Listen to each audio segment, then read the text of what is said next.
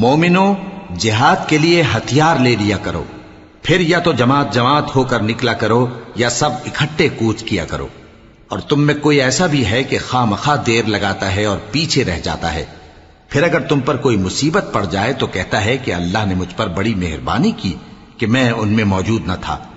اور اگر اللہ تم پر فضل کرے تو اس طرح سے کہ گویا تم میں اس میں دوستی تھی ہی نہیں، افسوس کرتا اور کہتا ہے کہ کاش میں بھی ان کے ساتھ ہوتا تو مقصد عظیم حاصل ہوتا۔ اب جو لوگ آخرت کو خریدتے اور اس کے بدلے دنیا کی زندگی کو بیچنا چاہتے ہیں، ان کو چاہیے کہ اللہ کی راہ میں جنگ کریں، اور جو شخص اللہ کی راہ میں جنگ کرے پھر شہید ہو جائے یا غلبہ پائے،